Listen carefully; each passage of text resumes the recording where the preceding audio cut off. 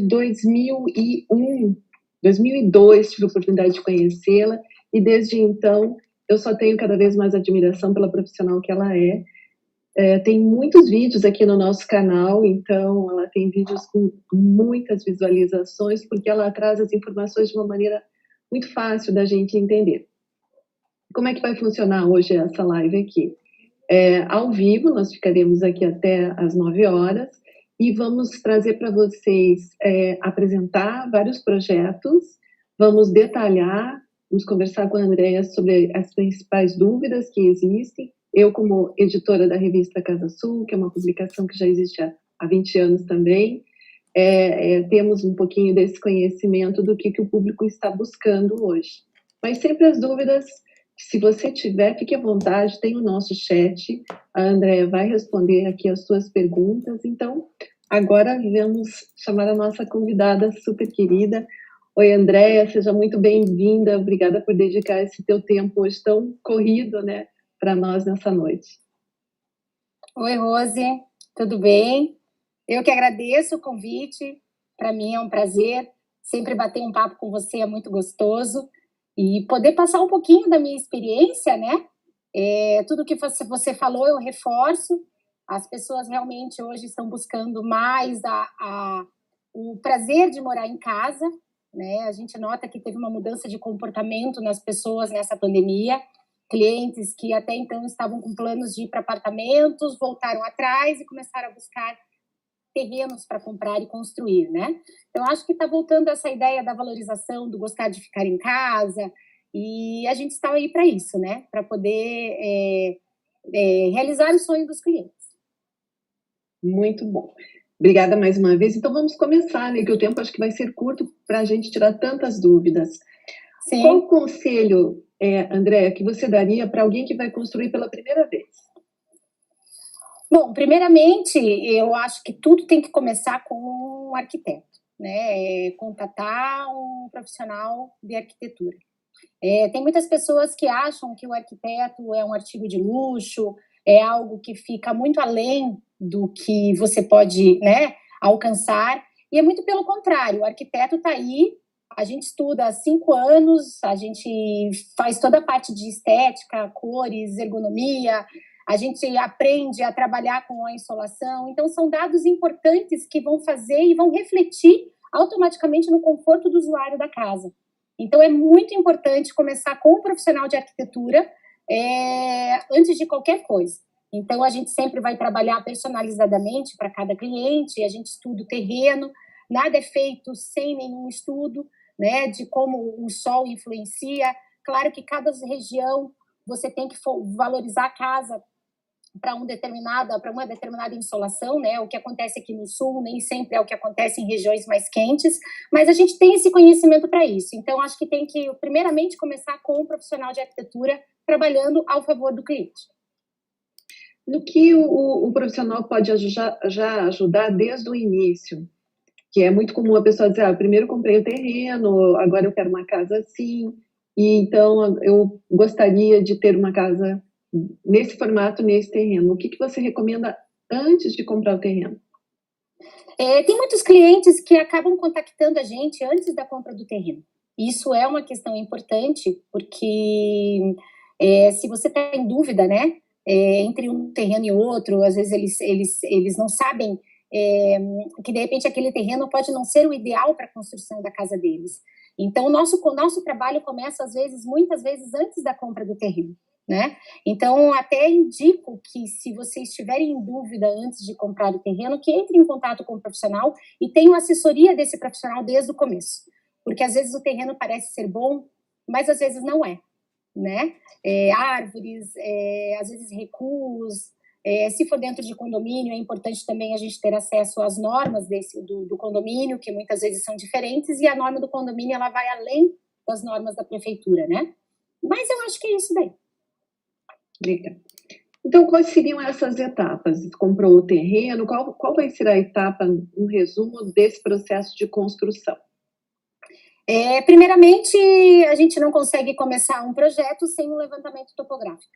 Então, é muito importante porque ali a gente consegue ter noção do aclive, do declive do terreno, de todos os níveis, e às vezes os clientes entram em contato com a gente e falam assim, o terreno é bem plano, e quando a gente pega o levantamento topográfico, engana muito. Nossa, mas tem 2 metros, tem 3 metros de aclive? Tem, e engana ao olhar mesmo.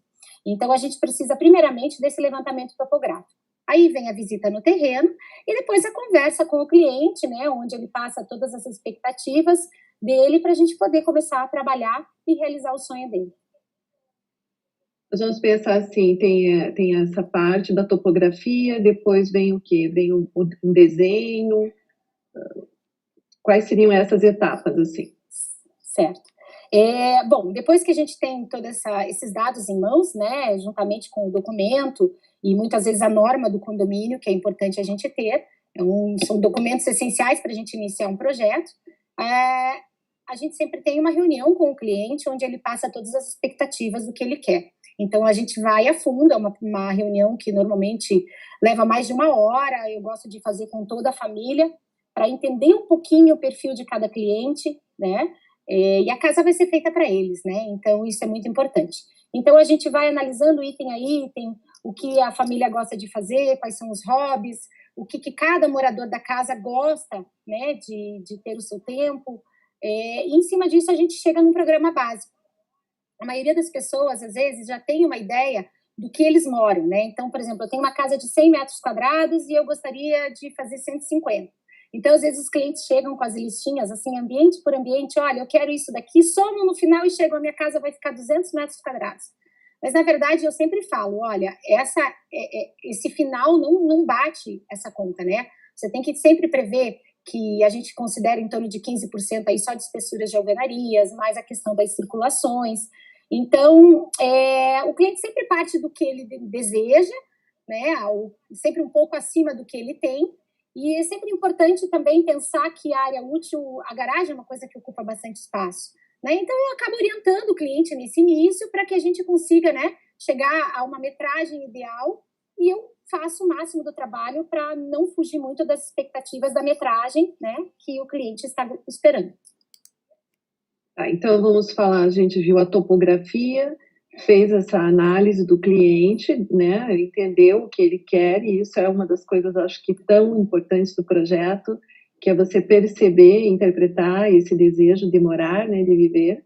Eu acho que aí é uma das coisas onde o arquiteto mais atua nessa percepção, né, e depois aí vem para o primeiro estudo, seria apresentar uma primeira planta para esse cliente. Como se chama essa etapa? Essa é uma fase de estudo preliminar, né? Normalmente eu gosto de apresentar uma planta sempre com um layout básico de mobiliário, porque a gente sempre está lidando com pessoas leigas.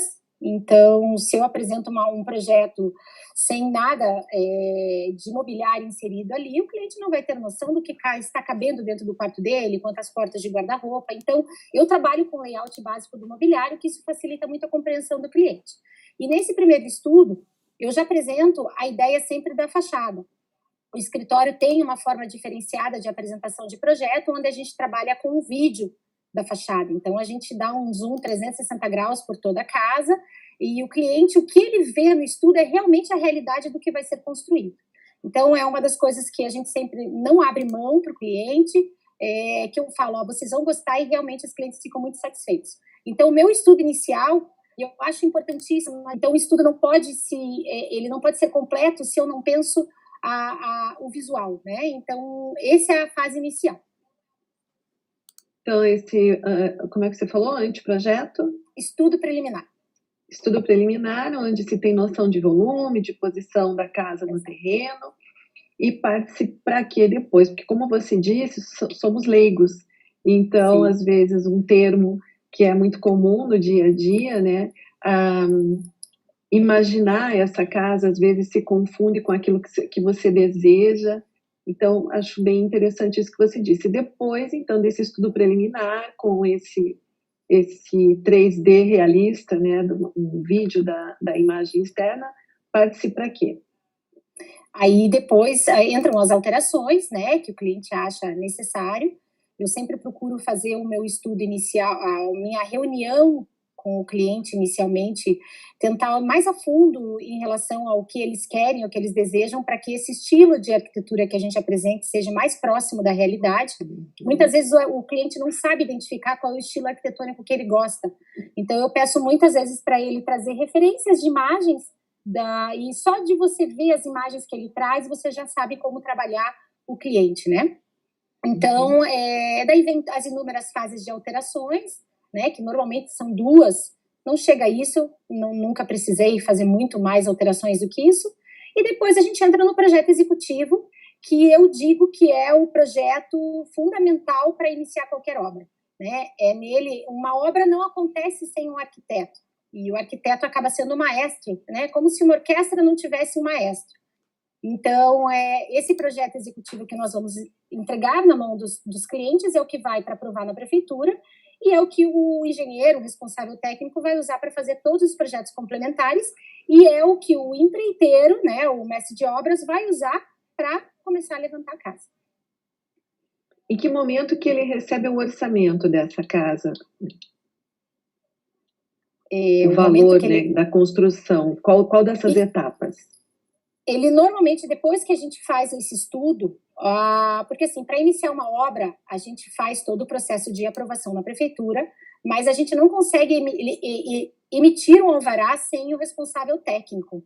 Então, quando a gente apresenta o estudo e está nessa fase de desenvolvimento de executivo, muitas construtoras já conseguem, através desse estudo, né, como o meu estudo é um estudo bem elaborado, eles já conseguem chegar ao curso de obra e fazer um levantamento disso e apresentar isso para o cliente. E daí depois, quando entrega o executivo, que eles partem para os projetos complementares. Então, a fase de iniciar o contato com as construtoras é justamente nessa fase de finalização do projeto arquitetônico. Tá. Então, do projeto executivo, daí vai se partir para a construção propriamente dita. Exatamente. E aí, o que você recomenda hoje? Que o próprio arquiteto que fez o projeto acompanhe a obra, ou que ele administra, gerencie? Qual seria, de acordo com esses 21 anos de experiência, a tua recomendação? O que você acha que traz melhores resultados?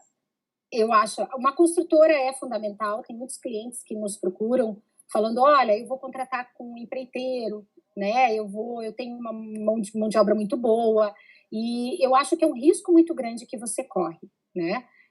O arquiteto tem que, às vezes, tem muitos clientes que acham que só contratar o projeto arquitetônico é o suficiente para a obra, e é justamente onde inicia a obra que é importante a gente estar acompanhando isso tudo, né? E o projeto arquitetônico é só o começo da obra. Depois disso, a gente tem uma série de projetos que podem ser contratados no decorrer da obra, não só do acompanhamento do profissional, mas os projetos que é o que eu chamo de detalhamento técnico, que entra a parte interna, né? De iluminação, de revestimentos de todos os banheiros, pisos e paredes, a parte de gesso. Então, esse planejamento, se ele não acontece durante a obra, e se o cliente não contrata o profissional para fazer esse projeto e acompanhar, a maioria das vezes não dá certo.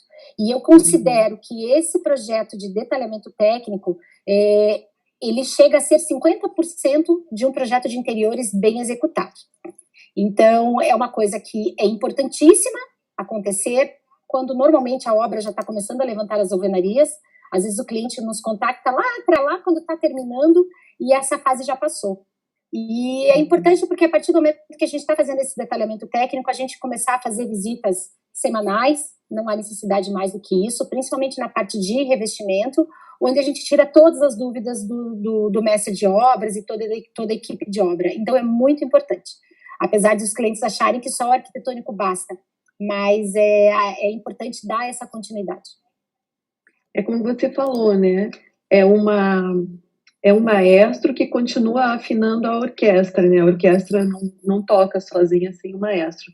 E tem tanto a opção de fazer esse acompanhamento, como de entregar esse gerenciamento ao profissional. Não é isso? Você pode, né? Eu na verdade, não executo obras residenciais, né? Eu gosto de fazer o acompanhamento. Até porque eu acho que o arquiteto com o engenheiro é uma parceria. E a gente tem que usar isso como um aliado para a obra. Né? Então, o engenheiro tem o conhecimento de estruturas, né? O conhecimento de fundação. Então, eu acho que é uma soma. Eu acho que um não funciona sem o outro. Né? E o engenheiro também precisa do arquiteto para ter a visão mais estética, a visão que, além do que o engenheiro tem. A gente está aqui, vamos continuar conversando sobre esses detalhes. E pela tua experiência também, queria que você resumisse o que você acha que a pessoa que vai construir, o que ela poderia evitar, quais são os erros mais comuns que costumam acontecer nessa tua trajetória profissional? O que você identifica hoje? O primeiro, eu acho que é você ter a certeza na hora de contratar mão de obra. Então, muitos clientes acabam erradamente contratando empreiteiros e mestres de obras para começar a obra, porque às vezes eles acham que a construtora, né, vai sair muito mais caro. Realmente, o gerenciamento é mais caro, mas existem impostos, existem encargos sociais que a construtora vai pagando mês a mês para os seus funcionários, que o empreiteiro, uma mão de obra, não vai fazer esse recolhimento. Então, chega lá na frente, no final da obra, a maioria desses impostos, desses encargos, podem ser descontados na hora de você pagar o ISS da obra. E com o empreiteiro, isso eles normalmente não recolhem e você acaba ficando com esse valor total, né, para poder pegar o CVCO da obra. E eu acho importante também, como eu falei, às vezes as pessoas olham o valor de um projeto e acham, não, é um valor muito, muito alto. Mas se você for colocar na ponta do lápis o quanto equivale um projeto arquitetônico dentro de uma obra, ele não chega a 3, 4%, né? Um projeto arquitetônico, eu digo, inicial, né? Chega a 3, 4, um completo, aí é 8% do valor da obra. Isso é muito pouco, pensando na economia que isso vai gerar para o cliente. Porque a partir do momento que você tem um planejamento, não acontece de você construir a casa e chegar na metade do caminho e falar assim, nossa, essa parede não está legal, vamos desmontar. Então, é um planejamento que inicia desde o começo, o pouco desperdício de material, porque já está tudo bem ajustado, bem planejado e bem especificado. Então, não existe desperdício numa obra como essa. Eu percebo também que na construção civil, tudo que se tenta poupar, às vezes, no valor total, acaba gerando um custo adicional pelo desperdício, falando por experiência própria, né? Não desmerecendo os mestres de obra, né? Nem as pessoas que preferem tocar por conta própria uma obra, mas tem que estar muito bem assessorado. E eu percebo também que quando você contrata uma construtora, é de responsabilidade dela, tanto o treinamento dos profissionais, a segurança deles, fornecendo os equipamentos de segurança corretos, né? Então exigindo um uniforme, que é para proteção, né? Não é para beleza. Não existe falta de profissional na obra, porque como ele tem uma estrutura maior, se um ficou doente, né? Então eu também tive essa experiência e hoje não construiria sem uma construtora, nem sem um projeto. Na verdade, sempre contratei, né, os projetos de profissionais, mas concordo, assim, pela experiência, quem está aí, vai construir pela primeira vez, analise bem, porque a garantia disso que você falou, de um projeto técnico, ele vai dizer onde é que fica a tomada, né, ele vai dizer qual é a carga de luz para aquele lugar, ele vai dizer a altura de degrau, a presença do profissional na obra semanalmente, ele vai pegar eventualmente alguma falha. Nós estávamos comentando aqui há algum tempo que era super comum, há uns 30 anos atrás, a planta ser lida errada. Então, a estrutura, ao invés de, né, a viga, ao invés de ficar para cima, fica para baixo. A gente ouve cada história e se profissionalizou muito, né, o mercado de lá para cá. Mas eu acho também que a garantia de começar certo, bem detalhado e ter uma empresa boa por trás de tudo, a pessoa vai entrar na casa e vai estar feliz por muitos anos, porque não vai dar problema de vazamento, se tiver qualquer coisa tem a quem recorrer. É isso aí. O que a pessoa deve priorizar ao planejar o orçamento, Andréa, porque a gente percebe o seguinte: eu quero uma casa de 200 metros quadrados, o metro quadrado na construção civil está R$ 5.000, com um padrão de acabamento X, e é isso que eu vou fazer. Como é que eu priorizo isso? Até que ponto isso pode ser real naquilo que eu preciso? Ou então, se eu for gastar com alguma coisa nesse meu projeto de casa, o que eu devo priorizar? Devo priorizar material de acabamento, material de revestimento, acabamento externo, janelas, portas, o que você vê hoje? Eu acho importante você ter esse planejamento. Então, por exemplo, assim, os clientes que já começam com o valor reduzido, né, ou um valor, olha, eu estou com um limite bem grande de execução. Eu acho importante ter o projeto, porque você não precisa executar ele 100% no primeiro momento. Então, existem infras que você pode deixar prontas, que são muito baratas, e já deixar pronto para você continuar depois de você estar morando. Como a questão de ar-condicionado. Hoje em dia, Curitiba, infelizmente, né? Antigamente a gente só se preocupava com ar-condicionado para o frio, e hoje em dia o calor está muito intenso. Então, a infra do ar-condicionado é algo muito barato de ser executado. A infra de internet, cabeamento para os eletros, todos os equipamentos fixos, né? Então, existe uma série de planejamentos que podem ser feitos neste momento de obra. A infra de iluminação, ou seja, deixar tudo isso, espero, em cima de gesso, né? E não, de repente, não comprar o pendente da mesa de jantar. Você pode mudar sem um pendente, né? E quando você tem esse planejamento, esse projeto que vai além do arquitetônico, trazer ele para dentro da casa e fazer a infra disso, a parte de acabamento final você pode ir jogando mais para frente. Agora, uma parte de revestimento de pisos, de parede, esse não tem como jogar, né? Mas, assim, às vezes as pessoas acham que o arquiteto encarece a obra. E às vezes ficam com receio, não, o arquiteto vai me cobrar muito caro, ele vai escolher um revestimento mais caro. E eu acho que o arquiteto bom é aquele que consegue sentir qual é a necessidade do cliente e explorar isso, né? A gente brinca que revestimento do céu é o limite. Então, você tem valores de revestimento que começam a R$ 80 o metro quadrado até R$ 1.000 o metro quadrado. Então, é só você tendo um bom profissional do teu lado, ele não vai fazer você gastar muito. Ele justamente vai fazer você executar a sua casa com mais precisão e com o menor custo possível. Exatamente. Eu vou pedir agora para a gente mostrar um projeto teu. Para quem está chegando agora, nós estamos falando sobre dicas para construir a casa com essa super profissional Andréa Bentien.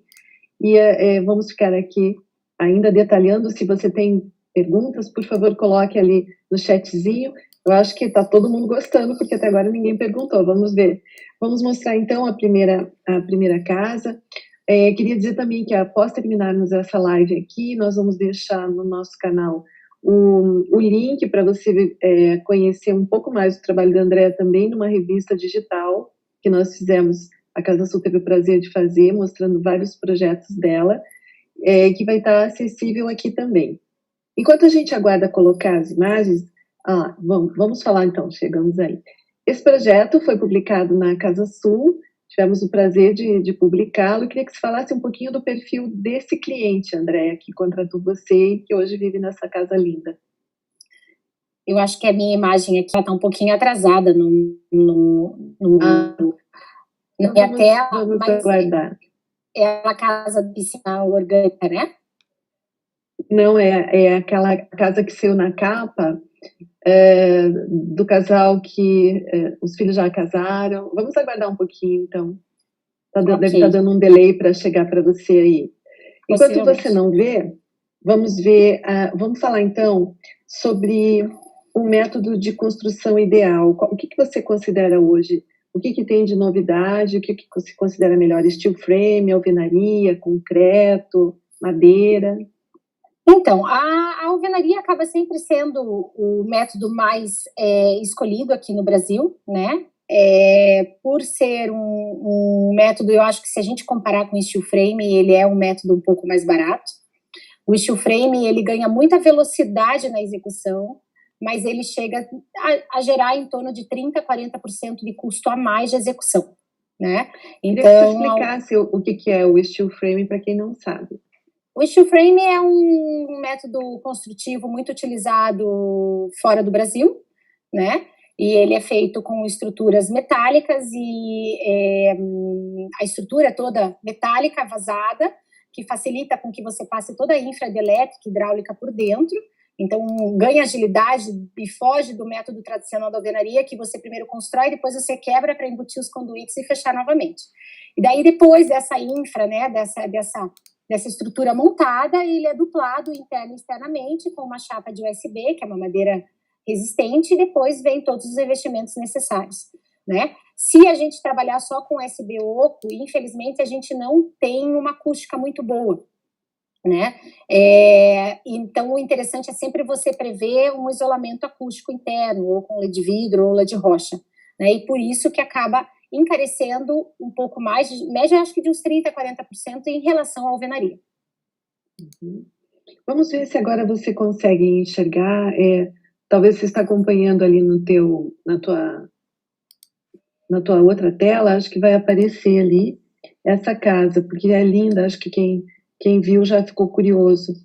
É a casa daqueles teus clientes que os filhos casaram ou cresceram e eles resolveram ir para uma casa menor. Ah, certo, já sei qual é. Foi a primeira capa. Ele realmente está atrasado, mas eu sei qual foi a primeira capa que a gente trabalhou na Casa Sul, né? Isso, foi capa. Isso, ele é um terreno, não é um terreno grande, mas ele tem uma testada muito larga, e os clientes realmente queriam isso. O que é testada, para quem não sabe? A testada é a largura do terreno. É a frente do terreno. Então, às vezes, os clientes olham aquela casa sempre me trouxe muitos clientes, eu quero exatamente essa casa. E a maioria das vezes a fachada, a frente do terreno não permitia trabalhar um visual como esse. Então, isso é uma coisa importante também na hora de escolher um terreno, para que esse terreno tenha uma testada boa, sabe? Esse eu acho que ele tinha 18 metros de frente. Eu considero uma boa testada para você fazer uma fachada bem bonita a partir de 15 metros de largura. Com 12, justamente. Certo. Nós estamos vendo a fachada justamente. Você está acompanhando aí? Não, ele está bem atrasado. Eu não consigo, mas eu acho que você me identifica. Mas eu vou te falando. Perfeito. Daí aqui no canal está dando para ver. Então a gente está vendo a fachada, né, a entrada principal com essa janela de pé direito duplo, né? Isso. E a garagem. Então você disse que é 18 metros de frente. Vamos passar para a próxima. Então, quando você enxergar aí, você me avisa. Vocês sabem que eu e a Andréa somos bem vizinhas, a gente não imaginava, então nós não estamos tão longe fisicamente aqui, mas está demorando mais para chegar para ela. Isso aí. Enquanto não chega, vamos falando assim hoje, que estilo seria essa casa, né? Eu digo que ela tem um perfil mais contemporâneo, né?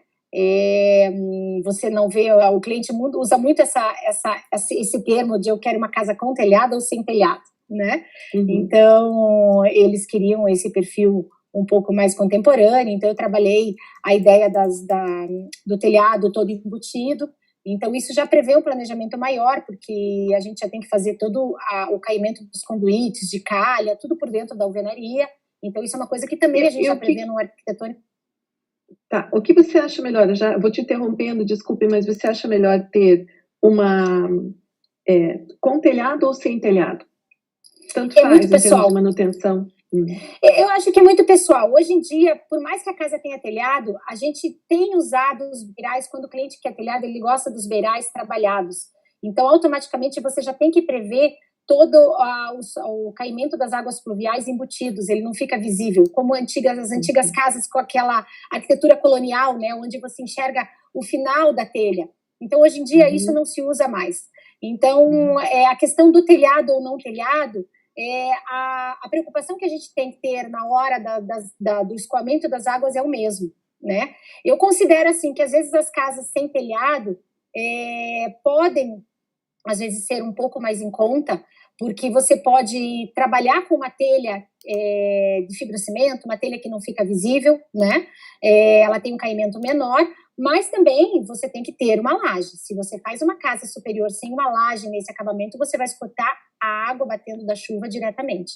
Então, assim, a casa, quando ela é um pouco mais contemporânea, ela exige, às vezes, menos detalhes de beiral, detalhes de acabamento, mas também você pode ter que explorar mais os revestimentos, né, para aplicar nele.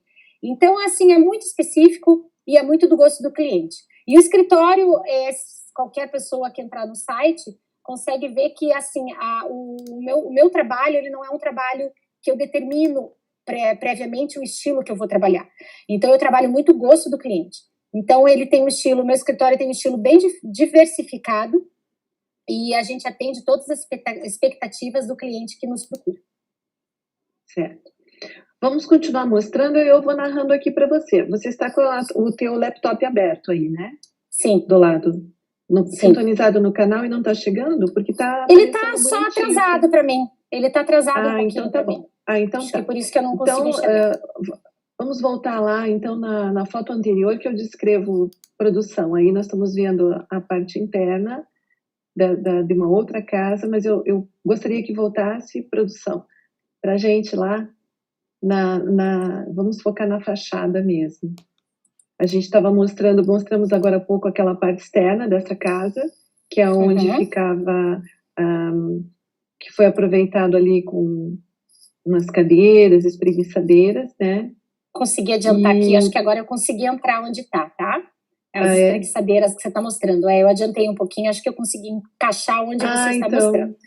Então, tá. Essa dali é uma área, na verdade o cliente não queria trabalhar uma piscina, por questão de manutenção, foi uma coisa super pessoal deles, e queria algo mais aquecido, então ao invés de a gente trabalhar uma piscina, a gente trabalhou um spa dentro da área social. Esse spa sai na área da churrasqueira, e ao mesmo tempo tem um acesso externo a esse deck, que apesar de parecer madeira, não é, ele é um porcelanato que imita madeira. Então ele tem a facilidade de ter esse acesso do spa, abrir todo esse vidro, né, e ter o acesso externo, se quiser um dia usar esse spa externamente. Em dias de inverno em Curitiba, você pode estar usando isso internamente, sem precisar estar exposto ao frio, enfim. Então, foi algo específico que o cliente pediu. Ótimo. Aqui estamos com, aqui que você estava explicando, essa parte, então, né, que a gente dá para ver ali a banheira, muito legal esse espaço. Outra coisa que, pelo terreno ser estreito, também você trabalhou muito bem com os muros laterais, né, porque casa em condomínio tem essa dificuldade de você precisa usar todo o terreno, mas você não quer ficar grudado na janela do teu vizinho, né? Eu conheço bem os projetos da André, por isso também que convidei aqui. Nós estávamos mostrando anteriormente uma outra casa, mas aí eu vou precisar que você veja, porque essa não sei quem são os donos. Mas, enfim, é uma outra casa de pé direito, duplo também, lindíssima. E aí, produção, eu vou pedindo para você, essa foi a casa que a gente estava falando, não é a mesma. Essa é a que nós estamos falando do casal sem filhos, agora já chegou. É uma outra casa, mas ela lembra esse estilo também, é uma casa sem telhado, né? Eu gostei muito do trabalho que você fez ali, enquanto não chega para a gente, que você fez no jardim externo, que isso também não é paisagismo, mas é o espaço do verde, o espaço da iluminação, né? A iluminação externa, o que você acha importante hoje? Porque ela é muito utilizada não só para sinalizar caminho, para iluminar propriamente, mas também para valorizar, né? A gente vê muito na revista, quando chegam os projetos, de uma casa durante o dia, com a iluminação natural, e depois à noite. Olha, agora essa casa que eu queria que você comentasse, que é justamente o efeito dela à noite. Volta um pouquinho, produção. Isso, obrigada. E daí vamos mostrar depois. Eu tenho que adiantar aqui, mas eu acho que é uma casa que ela é um pouco mais clássica, né? Que também tem o pé direito duplo, né?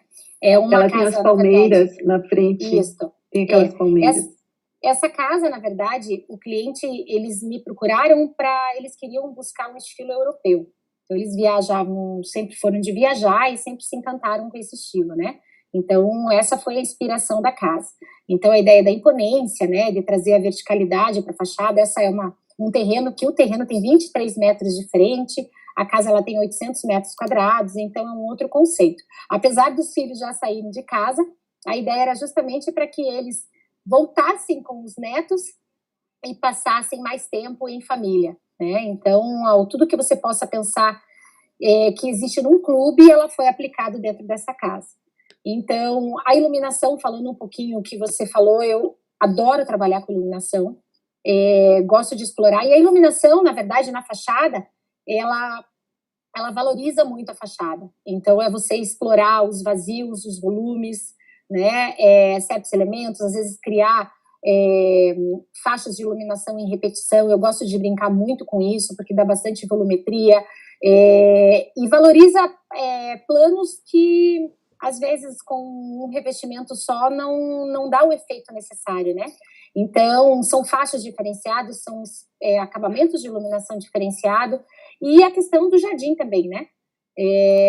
Então, é sempre importante você estar explorando isso fora e não só dentro de casa. Aqui nós estamos vendo, não sei se você já acompanha aí, uns blocos, no lugar da calçada, uns blocos que estão em cima da grama e conduzem até a casa. Que material é esse, Andréia? Esse daí, na verdade, foi feito um contrapiso de concreto, e ali a gente colocou porcelanato. Foi um próprio porcelanato aplicado, não foi pedra. Eu só procurei trabalhar, por isso que é bom ter o planejamento, né? Eu defini a largura e o tamanho dessas placas de concreto que foram feitas no local de acordo com o tamanho da peça que a gente especificou. Então, não teve recorte de peça. E a gente pode aplicar cantoneiras de inox para você dar esse acabamento no canto, né? Então, assim, você pode explorar e, como eu falei, você pode, às vezes, colocar algo de granito, algo de mármore, algo de pedra bruta, mas às vezes com o cliente a gente tem que ter essa dosagem de saber até onde que ele pode gastar, né? E explorar o que realmente é necessário para o bolso do cliente. Bacana. Vamos mostrar agora, então, o projeto dessa casa e vamos passando. Agora há pouco a gente mostrou ali os muros dessa casa, onde você também pôs uma iluminação muito legal, porque muro acaba sendo um elemento feio, né? Você não sabe o que fazer com ele, então é um muro, e eu percebo muito esse detalhe teu nos projetos. Não era essa ainda, mas enfim, vamos passar para essa que é a casa com piscina. A gente vai ver o muro aí também.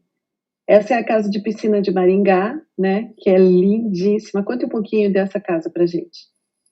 Vamos fazer assim, você vai falando e a gente vai passando imagens dessa casa, que assim a gente não precisa ficar falando no passo a passo, tá bom? Essa foi a casa que eu falei, né, que ela foi explorada o máximo para a família trazer os filhos para dentro de casa. Quando a gente construiu, a segunda filha tinha recém-casado. Hoje, os 2 filhos mais velhos estão com netos e só mora um filho com eles. E a casa dela tem 800 metros quadrados. Então, é uma casa que tem academia, que tem sauna, que tem sala de... Ali aparece tudo certinho, né? O espaço gourmet é um espaço de 100 metros quadrados. A piscina, ela é dividida em 3 níveis. Então, tem a prainha, tem o spa, tem a piscina mais funda, né? Então, e a próprio espaço gourmet tem uma área de jogos ali, uma mesa de sinuca, que ela pode ser fechada ao mesmo tempo e aumentar o número de pessoas para receber dentro de casa. E é uma casa que você tem uma liberdade total, como se você estivesse dentro de um clube. Então, por que sair de casa se você pode trazer a família para dentro e curtir a família, né? Essa foi a intenção. Aqui é muito legal, a gente vai continuar passando agora. Esse é o hall de entrada que a gente está vendo, que você trouxe uma coisa um pouco mais clássica. O piano, né, que é a neta, eu acho, queria muito a filha. Essa é muita integração. Então, imagine nesse momento de pandemia agora, como a família está aproveitando essa casa, né? Porque todo mundo se reúne, é um clube de lazer mesmo, né? Sim. A gente está vendo aqui, acho que é uma área de assistir televisão e tal. Vamos vendo aí, a gente vai passando por causa desse delay. Peço desculpas, a gente não está tendo a qualidade técnica ideal, mas isso é da própria tecnologia. né, André? A gente está mais aqui Sim. mesmo fazendo um bate-papo. Você acha melhor construir ou reformar? Enquanto a gente vai vendo as imagens desse projeto lindo, vamos continuando aqui. Você acha melhor construir ou reformar? O que é o ideal? Olha, veja bem, a questão de reformar é algo que a gente não consegue, num momento de orçamento, ter uma realidade de quanto o cliente vai gastar. Né? A reforma, eu sempre digo que é um ponto de interrogação. Você começa com um orçamento X e termina com X mais Y mais Z. Porque a gente não sabe o que a gente vai encontrar dentro das alvenarias, você começa a quebrar uma coisa, aí dá problema você acha infiltração, você vê que o cabeamento da elétrica não está bom para ampliar a necessidade da nova instalação, né? Então, a reforma é algo que, quando você define e resolve fazer, você tem que ter sempre um adicional no teu orçamento, prevendo que possivelmente você vai gastá-lo. Então, é algo que a gente consegue mensurar, mas às vezes sai um pouquinho da expectativa, né? Então, quando é uma reforma muito ampla, às vezes eu falo, vamos botar baixo e começar de novo. Então, assim, cada caso é um caso, quando é uma reforma pequena, né, de ampliações de paredes, integração de ambientes, é o que as pessoas muito estão procurando hoje, né? Tirar salas de estar e jantar e deixar isso tudo muito integrado, abrir cozinhas. Quando são coisas pequenas, internas, isso é super viável. Mas, dependendo da reforma, tem que se colocar na ponta do lápis para ver se realmente vale a pena. E também o histórico desse imóvel, alguns imóveis muito antigos, eles têm uma estrutura bem resistente, diferente, né? Outros já vêm com algumas doenças, né? Sim. Vamos continuar passando mais projetos teus e vamos continuar nosso bate-papo. À medida que aparecer um projeto ali, a gente fala, dá um tempinho aí. Algumas coisas hoje que as pessoas deveriam ter cuidado, assim, em relação ao que o mercado vem ofertando. Sobre sustentabilidade. A gente está passando por essa crise hídrica aqui em Curitiba, né?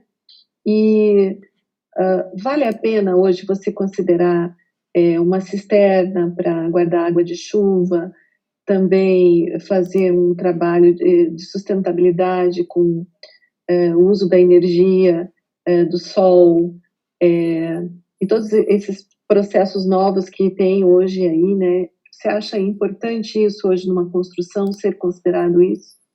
Sim, acho muito importante.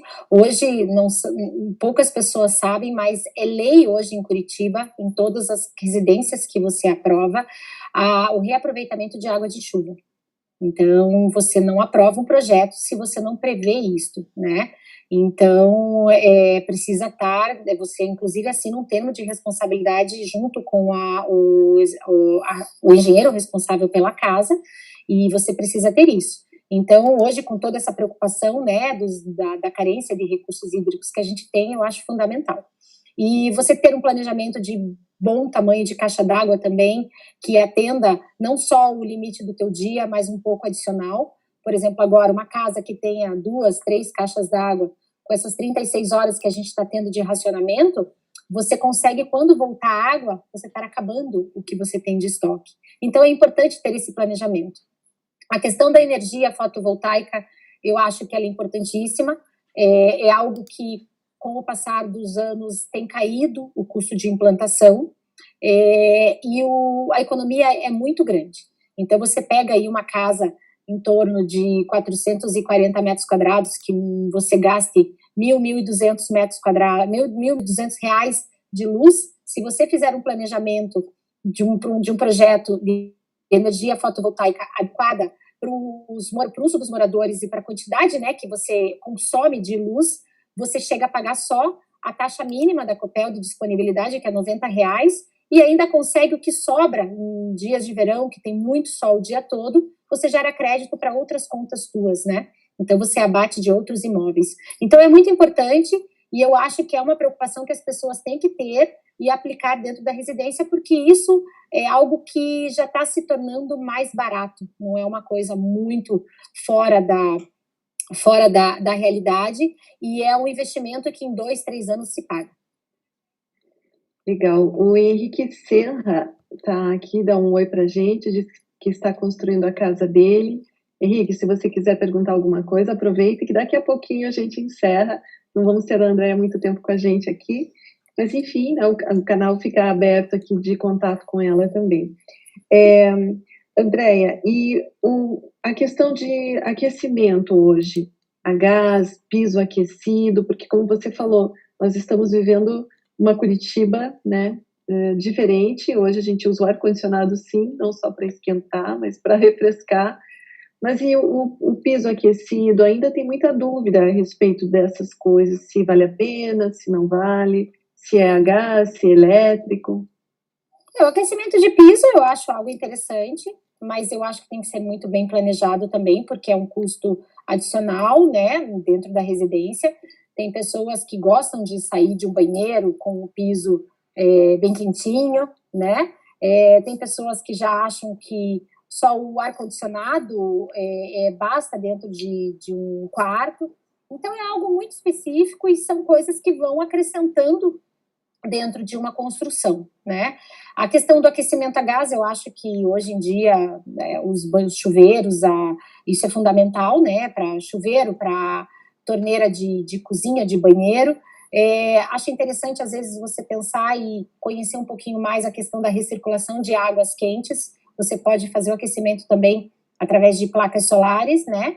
E aproveitar o aquecimento do dia nas serpentinas e faz com que você tenha água quente por mais tempo, mais rapidez dentro dos banheiros, né? Apenas com um boiler e um sistema adequado para isso.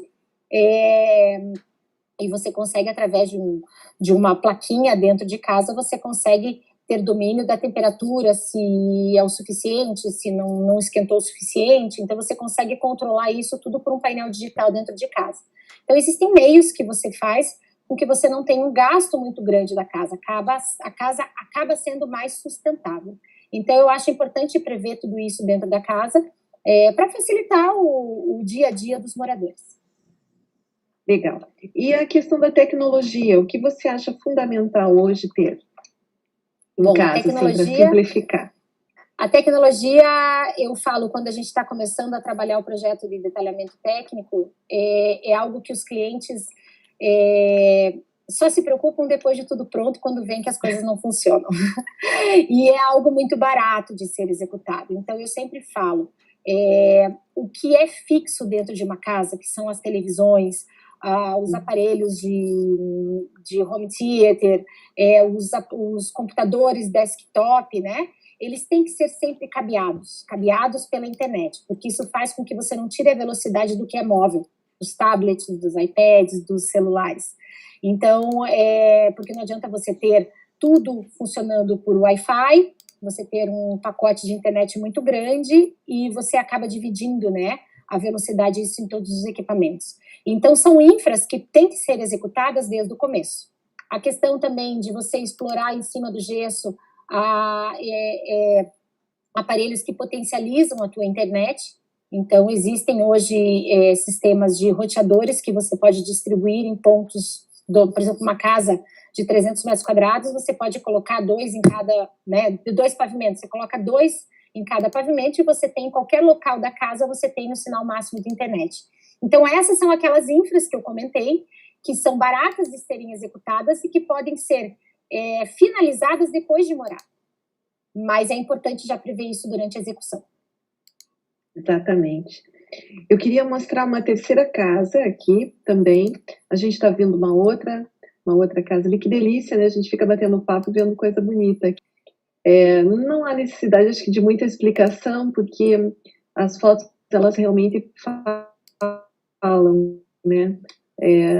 Uma casa que tem também aqui um aproveitamento externo muito bonito. Andréia, se eu fosse hoje construir minha primeira casa, a pergunta assim bem de leiga, né? Qual a metragem quadrada para um casal que pretende, por exemplo, ter 2 filhos? Quanto que seria essa metragem quadrada hoje em época de, vamos considerar, pandemia, né? Digamos que eu precisasse fazer dessa minha casa o meu refúgio. Qual seria a metragem quadrada mínima? Eu sei que depois, com certeza, as pessoas vão comentar aqui, né? Porque é muito bom canal do YouTube tem muitos comentários, nem sempre concordo. Mas para você, Andréia, qual seria esse tamanho ideal? Eu acho que uma casa porque assim, o que é ideal para um nem sempre é para outros, né? Depende muito da necessidade e da rotina da família, né? Tem pessoas que recebem muitas pessoas, tem pessoas que têm familiares que vêm sempre visitar e tem pessoas que não têm. Mas eu acho assim, se eu considerar uma casa aí de uns 230 metros quadrados, atende 230, 250, atende o casal com 2 filhos. Eu acho que a gente consegue trabalhar aí umas 3 suítes, né? Suíte é uma coisa que eu falo sempre para o cliente na hora dele pensar, vou fazer uma suíte 2 quartos com banheiro social ou vou fazer 3 suítes? Encarece um pouco a casa, mas você tem que pensar que hoje você pode vir a querer vender essa casa. Então você tem que tornar essa casa vendável, né? Com um valor de mercado que agilize isso. Então a suíte valoriza muito uma residência. Então eu acho que uma casa de 250 metros quadrados para uma família com 2 filhos que atenda aí 2 vagas de garagem, a gente consegue. Se de repente você já quer pensar no futuro, para que os filhos cresçam nessa casa, né? Já pensando numa garagem mais ampla para que eles tenham carros, essa casa de 3 suítes já pode chegar em torno de 300 metros quadrados, né? Então, eu acho que essa é uma metragem ideal e daí, claro, vai entrando todas as necessidades de cada família, né? E a personalização, né, do que a gente consegue fazer para cada cliente. Aproveitando mais um pouquinho aqui do teu conhecimento, o que você considera melhor, lareira a gás ou lareira tradicional? Olha, a lareira tradicional, alguns clientes evitam de fazer por conta da manutenção, não manutenção, o cuidado que você tem que ter depois que você desliga a lareira, né? A questão de você estar depois recolhendo as cinzas. Eu não tenho feito mais muito lareira tradicional. Existem algumas lareiras hoje importadas que elas já têm a lareira tradicional com uma porta de vidro, que já evita isso, né? Se você abrir uma porta de vidro, o vento não vai trazer toda aquela fuligem para dentro de casa. Mas hoje a gente tem as lareiras a gás, que você tem que ter uma infra, né? Para executar isso, e a gente tem usado muito a lareira a álcool. Então, a lareira a álcool também é uma boa opção, porque ela não exige que você tenha o duto. Então, às vezes, o cliente não prevê isso num projeto arquitetônico e, de repente, na metade do caminho, quer uma lareira ou sente a necessidade de esquentar o ambiente, a lareira a álcool também entra muito bem, né? Existem algumas normas técnicas que a gente tem que atender quando a gente faz o móvel, né? Mas isso é algo específico que entraria dentro de um detalhamento de móvel mesmo. Mas a lareira a gás atende muito bem, mas ela exige uma exaustão, existe o seu próprio duto, né? E o gás chegando até ele. E a lareira convencional, se você trabalhar dentro desses perfis dessas lareiras que você compra no mercado, que elas já tem com uma caixinha, né? Você encaixa dentro do vão e você tem essa abertura do vidro, esse isolamento. Eu acho que com a tecnologia a gente consegue ainda trabalhar uma lareira convencional aí e deixar o ambiente bem, com bastante acolhimento que o cliente quer. Legal. Enquanto a gente está papeando aqui, estão aparecendo muitos projetos teus do apartamento na praia, que tem aquela piscina, né? Mas a gente já está chegando perto dos minutinhos finais, então eu queria que você comentasse alguma coisa que você ainda considera importante, né? Para dar teu recado aqui, ou para alguma coisa que a gente acabou não falando. E aqui, né, como eu falei para vocês, a gente vai ter toda essa informação, a Andréia aqui, nessa revista, essa aqui é a versão impressa, que ela foi comemorativa dos 20 anos dela de carreira, né? E ela vai estar aqui com o link aberto para você ver em detalhes tudo que a gente já mostrou. Então, Andréia, para concluir aqui tuas palavras finais. Não, eu espero que eu tenha passado todas as informações necessárias, né? Reforço essa preocupação para quem quiser realmente construir, buscar um profissional que se adapte ao teu estilo.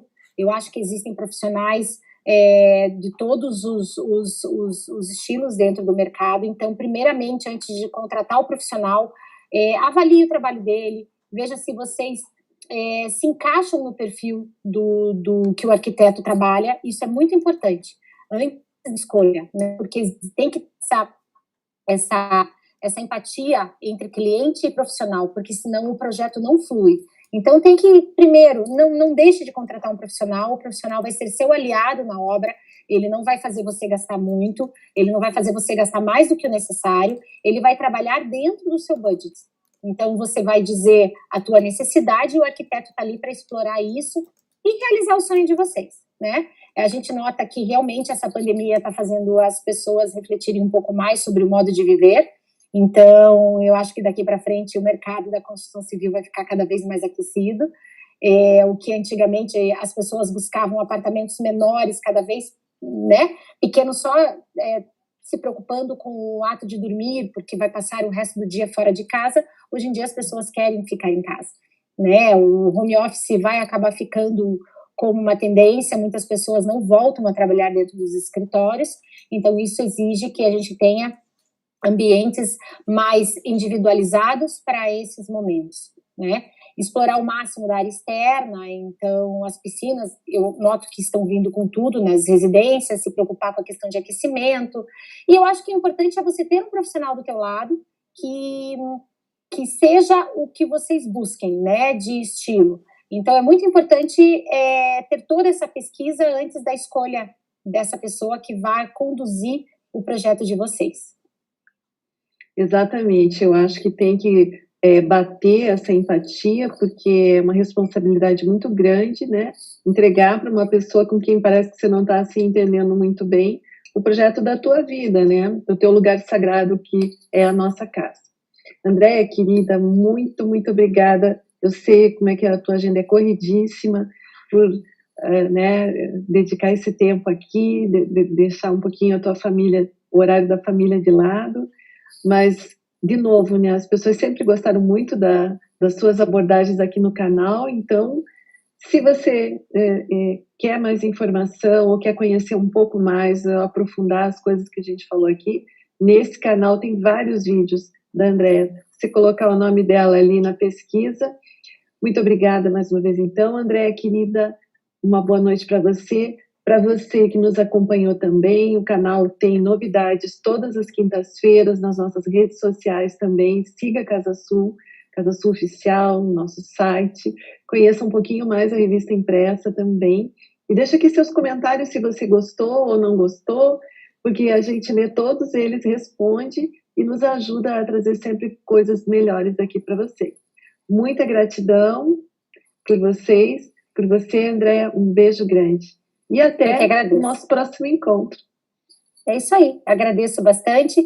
Se de repente alguém que esteja assistindo a live queira receber essa revista que foi comemorativa ao escritório, entre em contato pelo site, manda uma mensagem para nós através do site, e daí manda o endereço que a gente manda entregar na tua casa para você conhecer um pouquinho mais do trabalho do escritório. E a gente fica com a equipe toda à disposição. Que legal. A gente fica aqui mais um pouquinho, mas vamos encerrando a transmissão. Uma boa noite para você e, mais uma vez, obrigada. Eu que agradeço. Até mais.